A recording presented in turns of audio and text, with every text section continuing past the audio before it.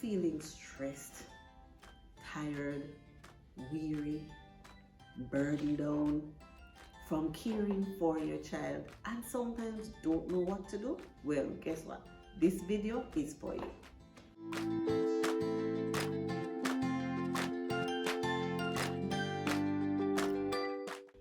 Welcome back to our channel. I am Terry and Elaine, proud autism mom, and we are here to share with you tips and tricks of how we navigate through our journey right here on Autistic Edge.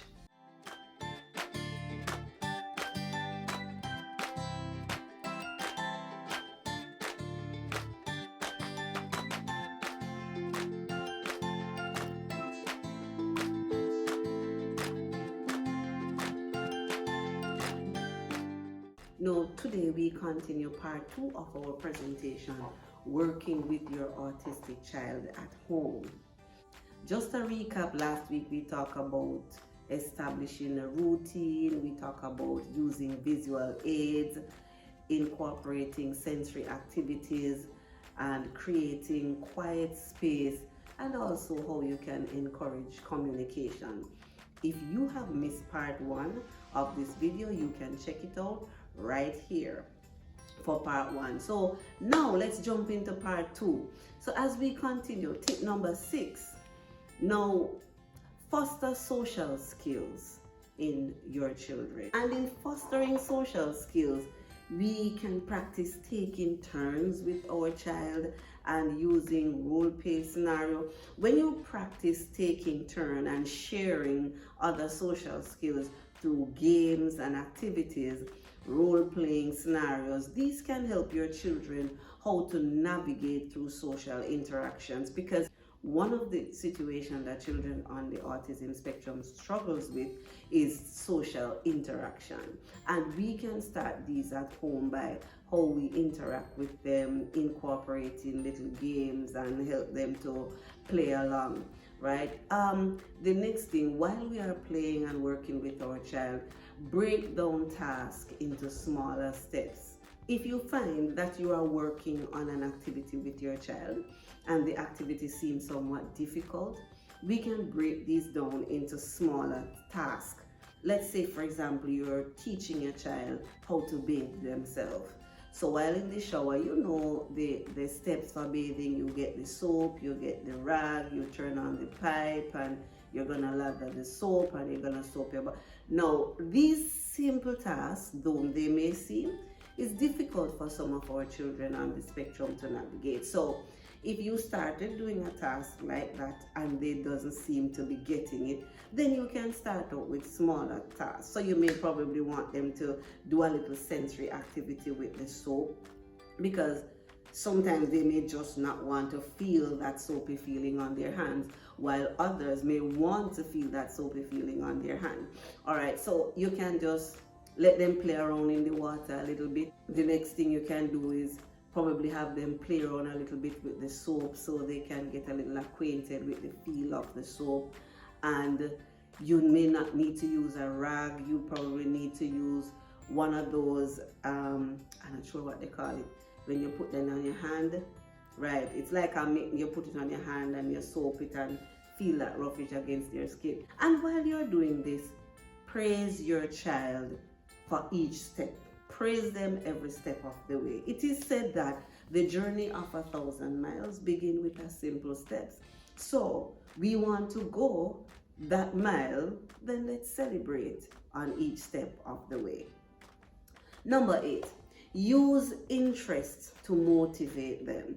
Now, learn your child's passion. Whatever your child is interested in, whether it be music, you can look at what toys they are interested in, what characters they are interested in, what is it in their environment that makes them sparks. We need to learn these things. And of course, by just being around them, you will see what they're interested in. If they're interested in their tablet, if they're interested in particular movie, particular sounds. Now, you can incorporate these sounds into learning activities, right? And that will keep them engaged. Now, for us, Alex Xavier used to love singing. He just loves singing.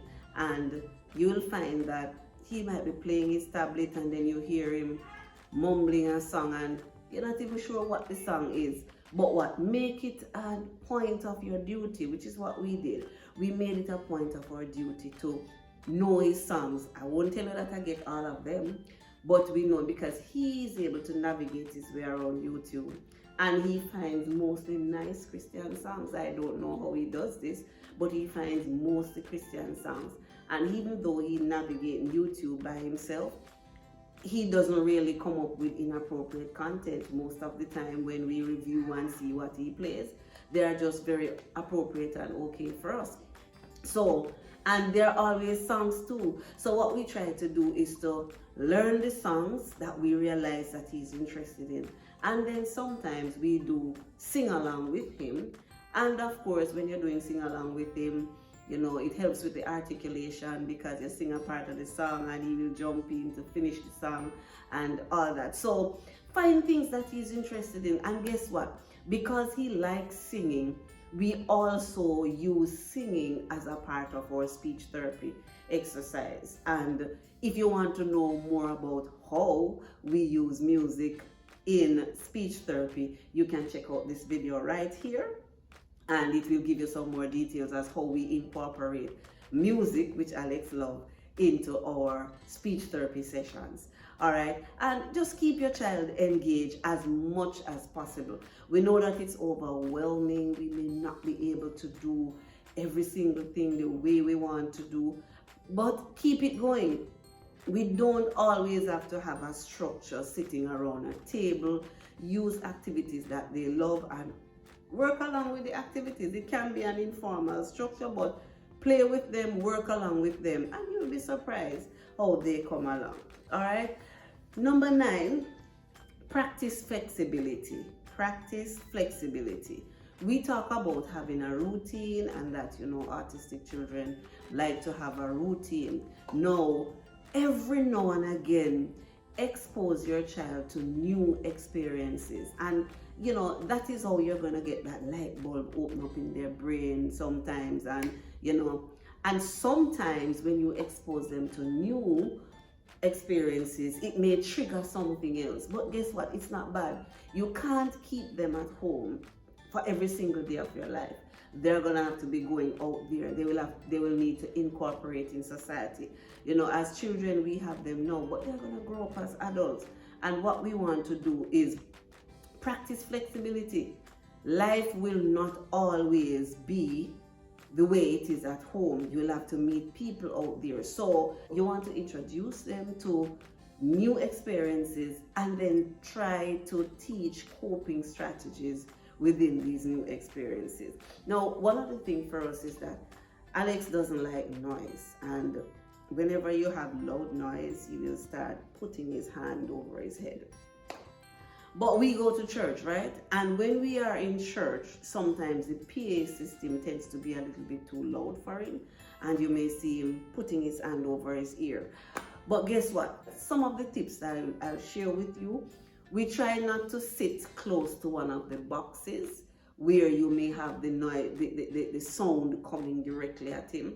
So you may want to sit to the side of one of the boxes, or behind the box, or in front of the box, so that you don't have the noise projecting directly at him.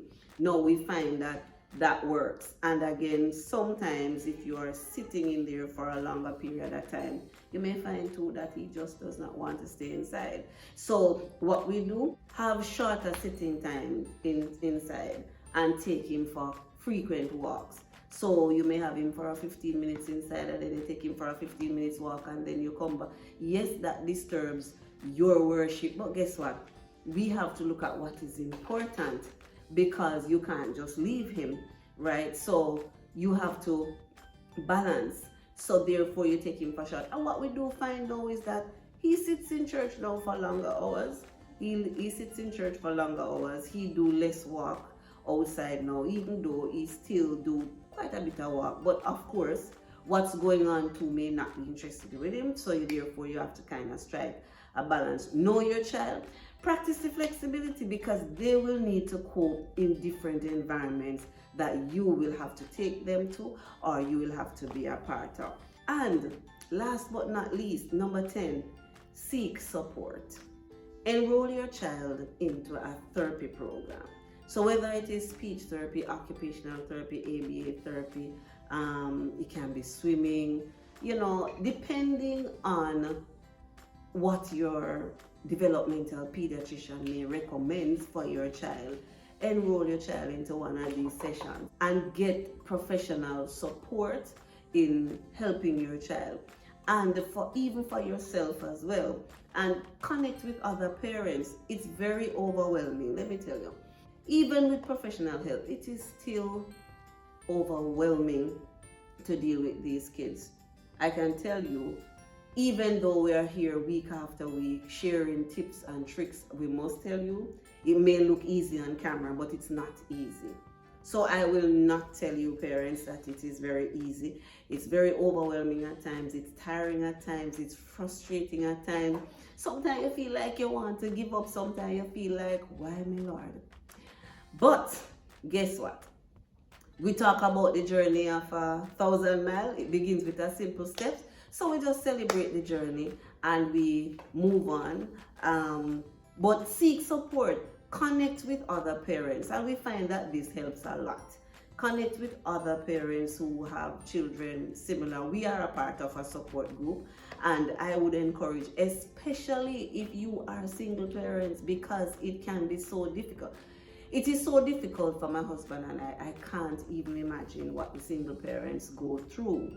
So seek support, connect with other parents. Sometimes what you find, you can share ideas, talking with other parents and who are going through similar situations. You may get an understanding of how they cope. You may get to share strategies and techniques that you can try.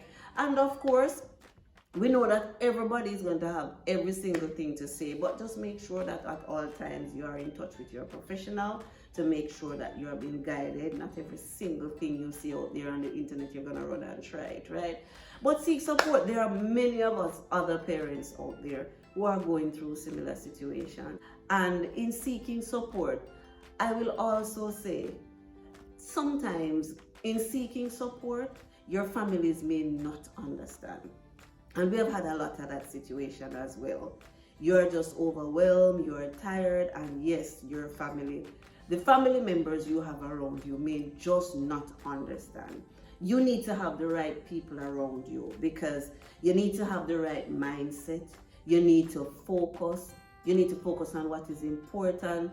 And listen, don't be afraid to say no. There are some activities that you're not going to be able to go to. There are times you're just tired and you can't go anywhere, right? Make sure you have positive people around you to encourage you and to make sure you stay strong and to support you, all right?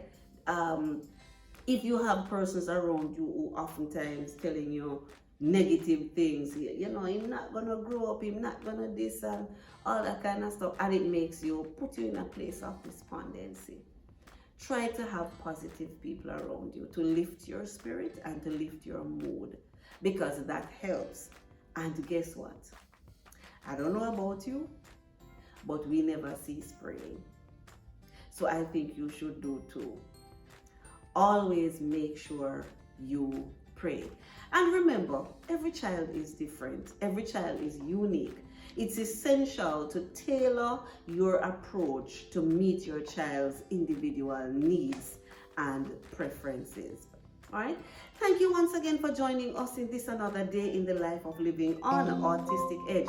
Don't forget to like, comment, share, and make sure you subscribe so the next time we put out another content, you will be notified.